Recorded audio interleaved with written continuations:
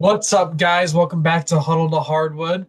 After a huge win against Indiana, got another key road win in the state of Indiana, going 2-0 in the state of Indiana, extending our winning streak to four. My name is Holden.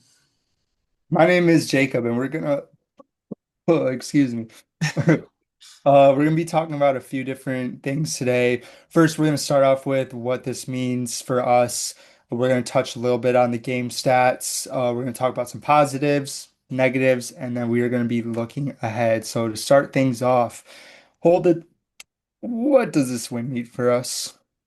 Yeah, I think it's huge. We get a another key road win after, before this week started, we talked about the gripes that we had with this team are just the fact that they were struggling on the road. You could not get um, pick up like good road wins whenever we go on the road and play a somewhat decent team, even bad teams, we would struggle on the road. But these two road wins here are like two of like the hardest places to play, arguably in the conference. So I just think it was huge in general to go 2-0, playing at Mackey and Assembly Hall, two great historically basketball schools and basketball arenas to play in. So I think that was huge, and I just think it helps us with our just overall Big Ten seeding coming into the tournament, and then as well as March Madness seeding. A lot of teams that are ranked above us in terms of seeding and just AP poll rankings have lost, not if not one game, if not sorry, one or two games this week. So I think it's big for us that we are trending in the right direction right now. Um, whether we're getting hot at the right time, which I think we're playing some of our better basketball here late. But yeah, what do you think this win means to us, Jake? Yeah, I mean, one of the things I was looking out for was a hangover game. We came off a huge win against a team that we haven't beat at their place in a very long time. So I was really happy with the fact that we did not have a hangover game today. Momentum was is going to be a huge thing going into the final stretch of the year. So I'm happy we're going the right direction. There was no point in the game today where I was feeling threatened that Indiana was going to take the lead. They made their attempts here and there, but I was never worried because we came out strong and it was never a game. So, I mean, with when it comes to Big Ten seeding, we really took care of business, especially with the Purdue loss. With Purdue losing, I think. I'd have to double check, but I'm pretty sure we clinched at least the top four seed in the Big Ten tournament. Mhm. Yeah. So it was really good that we clutched it up because we don't really have to worry about Rutgers or Michigan in terms of winning as much as obviously we all want it to happen for them to win. So yeah, I mean in terms of seeding, we're looking pretty good. And then the road to a two seed, man. We're we I think gotta we're going win to have to out get and that win against Michigan for that to yep, happen. we're gonna have to win out to get that two seed, and we're also gonna have to get some help from other teams to lose, which we got our help from other teams this week. And I think the road to a two seed is definitely possible. But we gotta at least clinch that three seed before we can even think about a two seed. But I mean, yeah, that was my overall thoughts of the game. And then going over some of the stats, we're gonna go over player by player for only a few of them.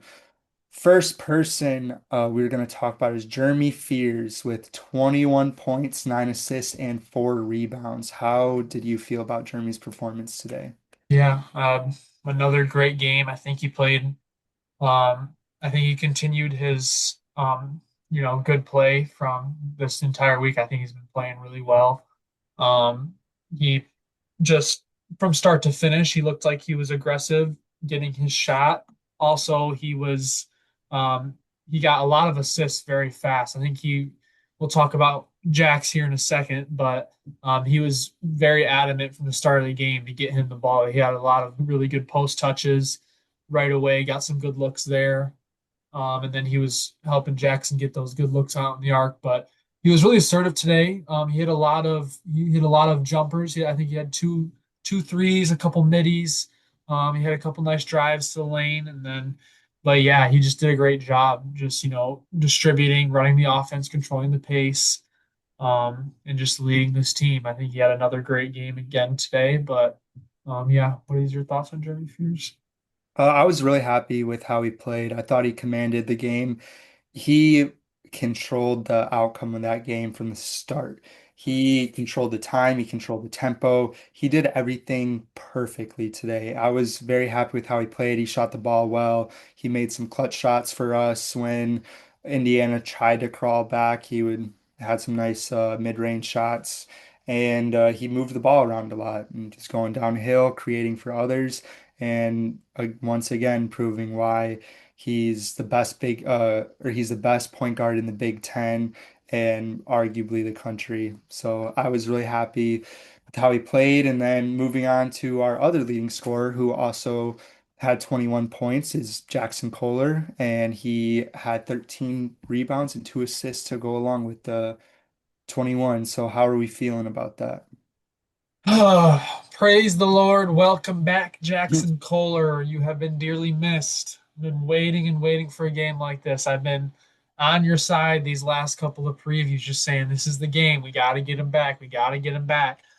And finally, like almost instantly, you could tell it was going to be one of those games for Jackson. Like it just, I think he had like the first 4 points or so. I think Coop scored the, I and did see in my notes. He had n out of our first 11 points in the game, he had 9 of them. yeah, and so he was right away. They were feeding him, getting him good post touches, and then he stepped out and hit that first three, and it was clean. And I was like, all right, here we go. And then it just kind of kept rolling from there, and he was just finding it. So he went 3 for 5 from three today. So it was his best shooting night from three in a while. Hmm. After coming off of a 1 for 6 3-point outing against Purdue, so he turned it around there. And then yeah, I don't think he did great defensively.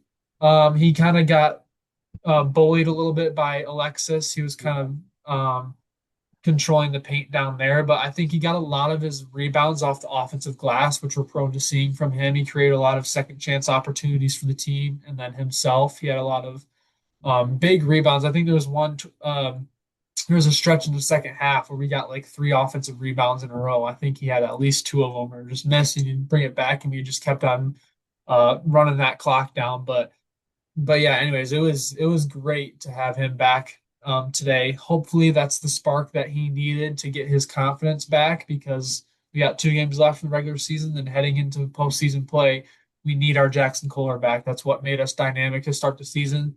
That's what helped us beat all those top teams when our schedule was were really rough to start the year. So hopefully, this is a sign of better things and it can keep going from here. But yeah, what are your thoughts on Jackson? I mean, it's amazing how good our team looks when he's on. He came out super hot right out the gate. I really enjoyed it how he was playing. He did have some post problems there before him and Coop switched, and I had this in some of my notes too. I'll get into a little later. But I wasn't necessarily a big fan of that. But he came out and he came ready to play. He was dominant in the post as he was in the beginning of the year, which turned into him being open at the 3-point line. I've been saying this ever since he's been in the slump. He needs to get back in the post to open back up his 3-pointer. So it was nice to see that from Jackson, and I'm really hoping this isn't just like a fluke game because he's been really struggling in the month of February and a little bit at the end of January. I hope this game carries throughout the rest of the year and he has that momentum heading into March. Um, Moving on to the last player we're going to talk about, but before I do that, I just want to touch on some other stats. Jordan Scott, he had only 3 points and only took 2 shots today. He Foul was in trouble. foul trouble. He had 3 fouls on the day, so he didn't really get to play that much, 16 minutes. Cohen Carr added 6, and Coop had 4, who also was in foul trouble most of the game. Uh, Cam Ward also added 4 off the bench, and really surprising, he went Two for 2 for 2 two. from the free throw line. So happy. I was like, I thought I was tripping. I was just like, no way, that was Cam that just hit 2. Um, but yeah, so then to the man, the myth, the legend, Kurt Tang. He had 18 points, 6 for 8 from the 3-point line. How are we feeling about our boy? So yeah, we have a kind of inside joke stemming from my dad. If you guys know what the orange drink brand called is, it's spelled Tang, but it's Tang. And when my dad first heard of Kerr Tang on our team, he was like, "Oh, he's kind of like the orange drink or whatever, whatever. You just like it's one of those powders and you add water to it, orange drink." Anyways, whenever Kerr does something good, makes a big shot, me and my dad will scream at the TV and go orange drink or something like that. So it was awesome because I know my dad, we were watching it separately, but me and him were texting back and forth, just going orange drink every time he was hitting shots. So, anyways, that aside, just a great game from him. Back to back great games, actually. He, how many hit threes he hit last game? Four, I believe, maybe Yeah, three. I think it was 4. If it was four, he's hit 10 threes in his last two games, and that's huge. In both, like the last game, he shot 50%. This, he shot even better, going 6 for 8. Can't do that math in my head, but um, just great. If we can keep getting this from him off the bench, we're an infinitely better team. Just like it raises our ceiling that much higher. Like we went 12 to 24 from three today. He hit half of those himself. Like if we can get that consistent, now obviously he's not going to hit 6 threes consistently off the bench, but if we can get him coming in and hitting 2 to 3 threes a game, that's going to be huge for us. Like he hits big shots. Like you mentioned a little bit earlier, like every time that they seem like they tried to make a small little run, and here comes Kerr Tang, and he's going to hit a three. He had like a stretch in the second half where he hit like three in a row, where he was just bang, bang, bang over We and started over. off the game 4 for 4. Yeah. So, 3-point. I mean, it's just great to see from him. I really hope it continues because, like in a game like today where Jordan Scott doesn't see the court a lot, Mhm. because of foul trouble, we need another two guard to come off the bench and contribute in his spot, and that's what he did even more of that today. So, I am incredibly happy with the way Kurt Tang has played the last two games. But yeah, what are your thoughts on him?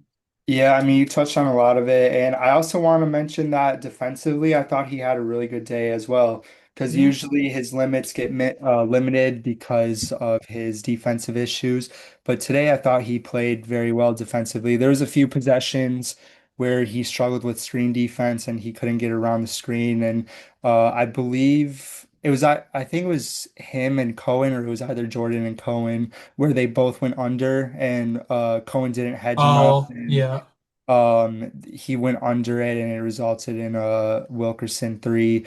There was a few possessions like that where he struggled to get around the screen, but for the most part, when it was just one-on-one defense, he played very well defensively.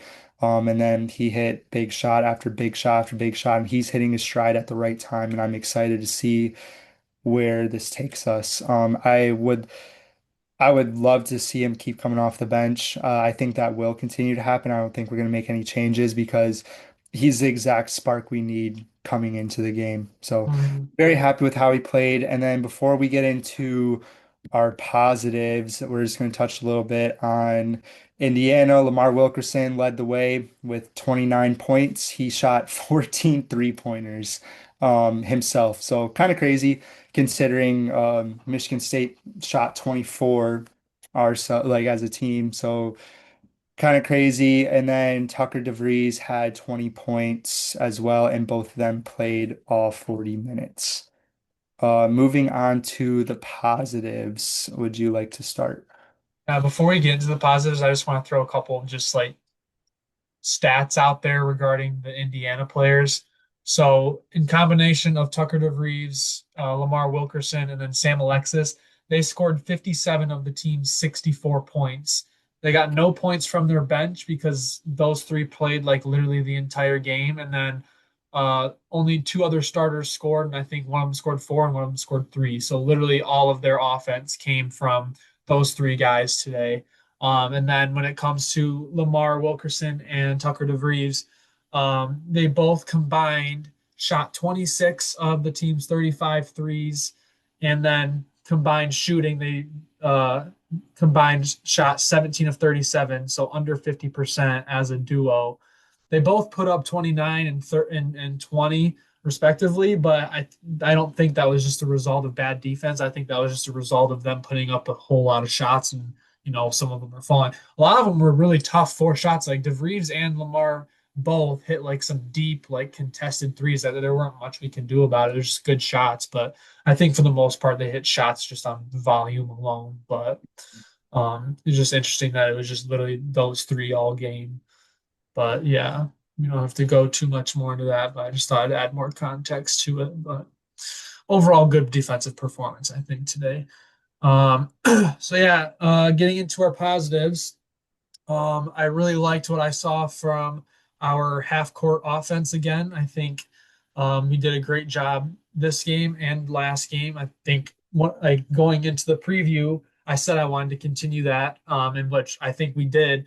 Other than that, 5 minute stretch, we stopped scoring whenever we hit 50, or 72 points. We went on like that 5 minute drought of scoring.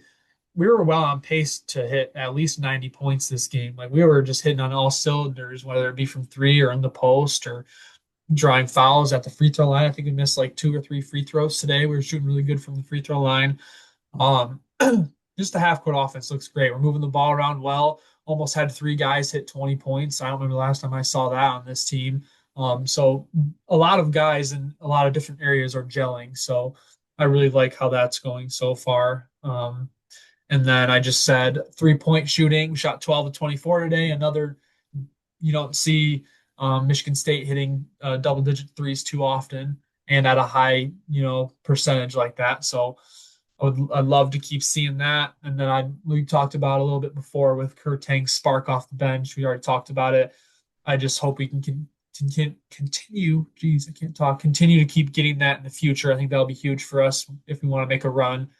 Um, Welcome back, Jax. Already talked about Jax. Great to have him back. And then I think we were awesome on the offensive glass today. I think we gave ourselves a lot of second chance opportunities. We ended up beating them in the rebounds pretty badly, I think. I don't have the stats in front of me, but we get whether the offensive rebounds led to more points or not, we still had plenty of offensive rebounds that just led to extra time off the clock, and we were really aggressive offensive rebounding. I think that's where Jackson got most of his rebounds, but that's what I have for positives. What about you, Jake? Do you have anything else?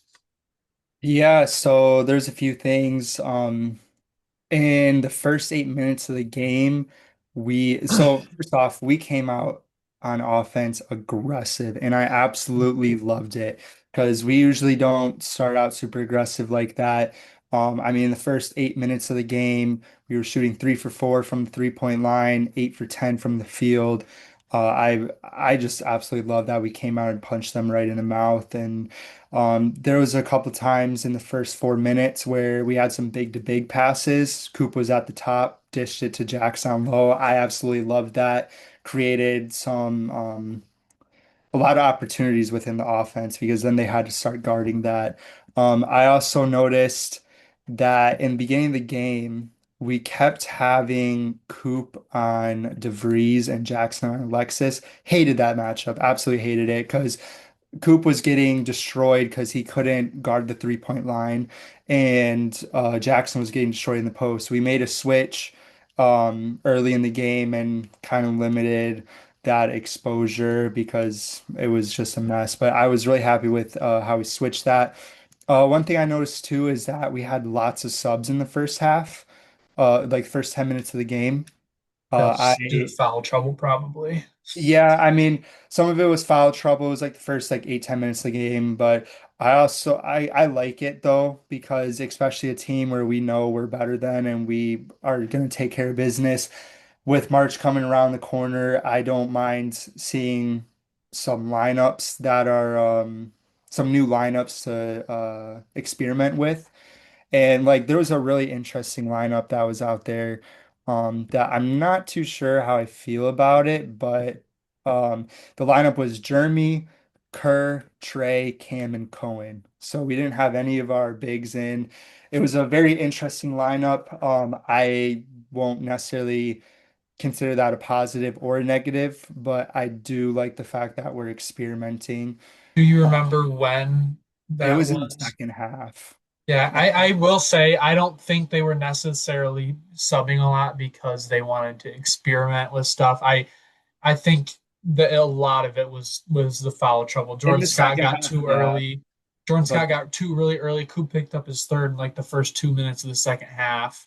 And then I think another person also had two or three fouls, but I think we were just fouling left. I think Cone was in foul trouble at some yeah, point. I mean, second half, yeah, for sure. But the first half, I think we were experimenting a little bit because there was another lineup that was similar to this. That was when we didn't really have anyone in foul trouble. So I think I Yeah, did like the experimenting a little bit in the first half. I also like this is the second game in a row where I've seen Cam being aggressive by driving yeah, the yeah. ball. And so I really liked seeing that. And then we won the rebound battle 35 to 27. So I was really happy with that. And the last thing I'm going to say about the positives is that we ran at a fast tempo and it tired them out. We won the game because they were tired. They just didn't have enough juice to push till the end. So Do you have the offensive rebound stats in front of you? Are you looking at them? I'm just no, curious how many. uh, I just thought you had them. offensive rebounds we had 10. They're what? We had 10 offensive rebounds, 25 defensive.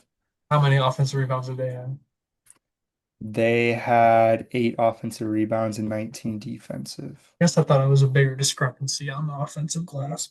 Yeah, I mean 10's still a lot, but we Yeah, also average the most. I think it's like the most, or we're definitely like top 5 in the country in offensive probably up rebound. there. Yeah, especially Um, when Jackson plays like that. We haven't seen him that aggressive on the offensive glass in a minute, so it's good yeah. to see that. So moving on to the negatives, what did you see that you did not like?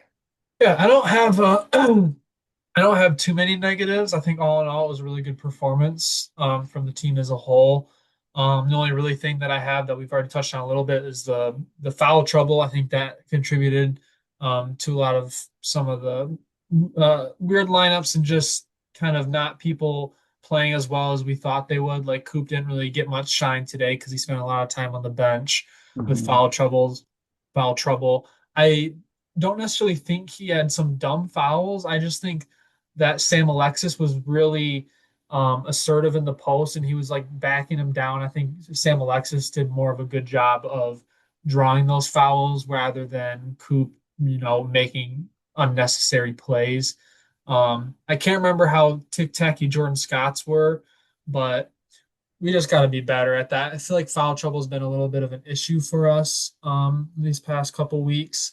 I just hopefully we can get that straightened down, cut down on that because I don't want it to come to a point where we're in a tournament game and we lose a game because we just can't keep our hands off of guys. But and then the only other things I have for negatives on here is Colin Carr played 36 minutes and only got six shots up.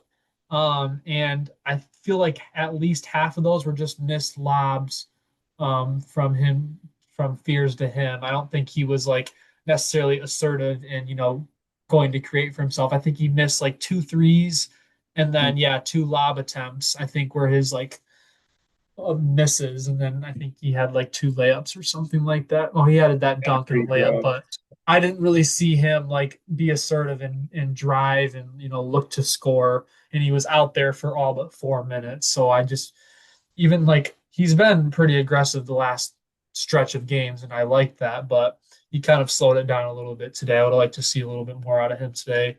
And then the last thing I wrote down on here was just that random 5 minute stretch when we just didn't really score anything. And I wasn't necessarily worried that Indiana was going to come back or anything, but we were well, like I said, we were well on pace to like 90 points, and then we just like halted at 72, and we were at 72 forever, and then ended the game with 77. So just had like a kind of lull at the end of the game. But other than that, like I said, I think we had a well-rounded game. What about you? Yeah, because we started off, or we had that 5 minute stretch where we didn't score at the end of the game, which is the worst time where we could go on a scoring drought like that.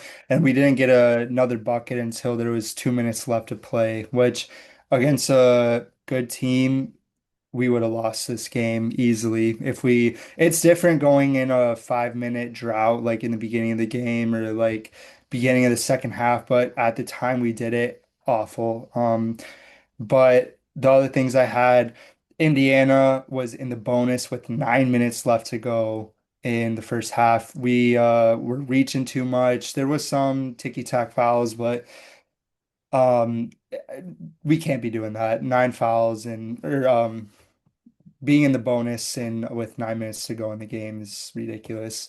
Um and then we um we lost a rebound battle in the first half. We lost 15 to 13. We were still up, so it wasn't really that big of a deal, but just a stat I noticed. And then I just coop foul trouble. I don't necessarily think he had bad fouls. He just happened to be in the wrong place at the wrong time. But that's all I really had for the negatives. I thought we had a really good overall performance, just some nitpicking. So. Very impressive win. Happy with it. I think it was big for us. I talked about it in the preview a little bit. I um, underestimated Indiana's net ranking because the net ranking is what comes into the One. quad one and quad two stuff. I thought they were like mid to lower 60s, but they showed on the screen during the game. I think it was like in the 40s or maybe the 30s in the net or something like that. So I think this, since it's on the road, that would be a top 75 on the road win is a quad one, but I'm pretty sure this road win classifies as a quad 1A, which is like the upper echelon of like quad one wins. There's just like a bunch of different metrics and stuff to it, but really big road win for us. So when it comes to when we're talking about seeding for the future, I think this is a very underestimated, like big win for us. Um, but yeah, going into the end of the season, just kind of looking ahead a little bit. Got Rutgers on Thursday. Senior night, I will be there, excited to go. Um, I believe that I can't remember what day we play on Michigan, how much we have in between Rutgers. We play Michigan on Sunday. Okay, Sunday so at Thursday and 5:30. Sunday. Okay. Yeah. But yeah, I think right now we sit pretty comfortably at a 3 seed when it comes to March Madness seeding with just the last 4 games that we had. And then Purdue beating or losing to Ohio State earlier today really helped us. And then the teams above us lost. Illinois lost like 3 out of its last 5. Virginia lost like by 27 to Duke. Gonzaga lost to St. Mary's. So just a bunch of teams above us lost. That's going to really help our seeding. Um, but yeah, do you have any thoughts of just kind of looking ahead? Yeah, I mean, we just got to take care of business on Thursday against Rutgers. I mean, we want our seniors to go out with a win. And yeah, so I mean, take care of business then. Then it's on to Michigan. And I mean, who knows? I mean, there's a whole week of basketball left. We very easily could be fighting for a 2 seed against Michigan on Sunday, but we won't know more until we one beat Rutgers to see how stuff goes throughout the week. So, yeah, I mean, there's not really much more of a season left, so I'm excited to see how it goes out. Um, And then kind of an interesting thing that I wanted to bring up before this video ends here.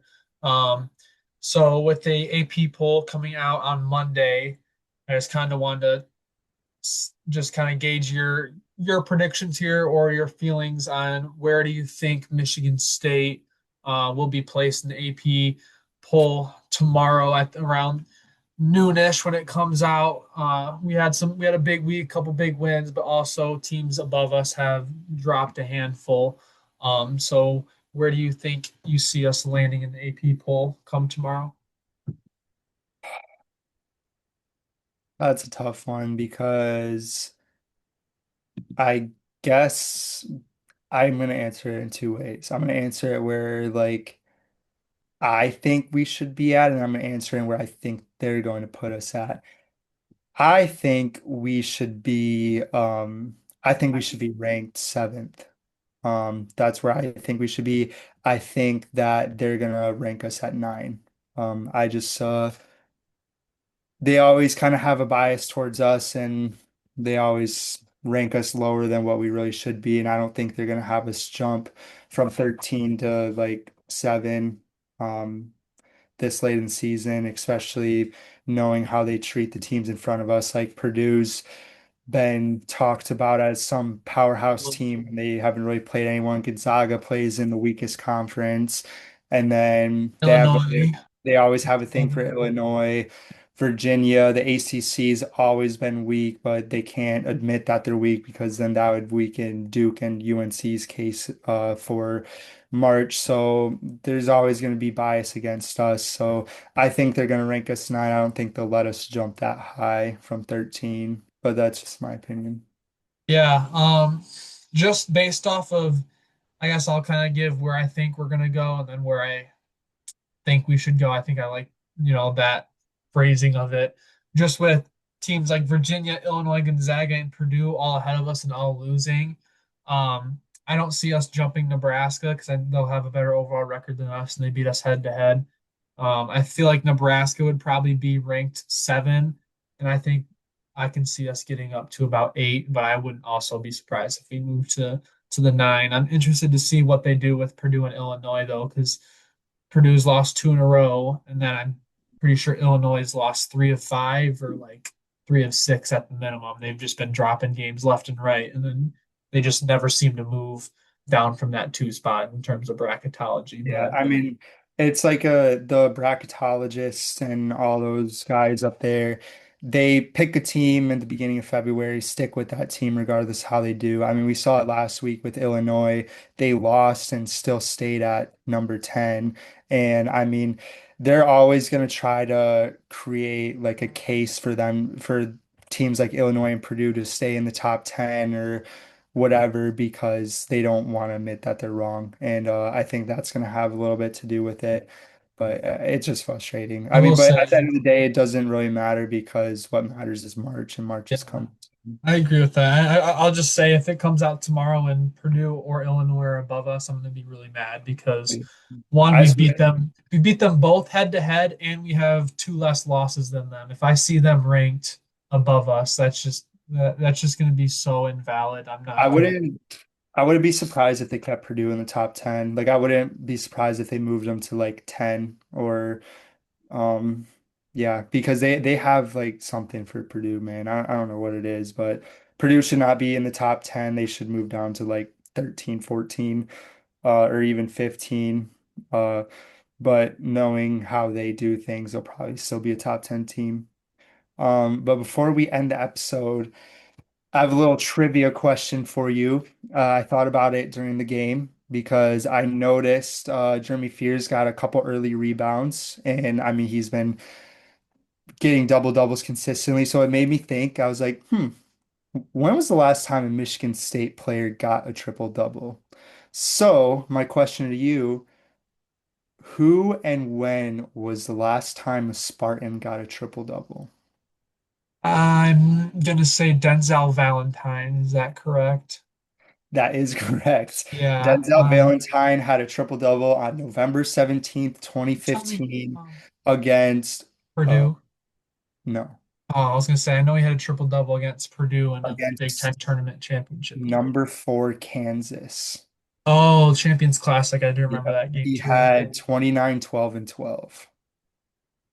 So, Missed that boy Denzel. He signed my basketball when I was a kid, and I didn't even know who he was. oh Good times, man.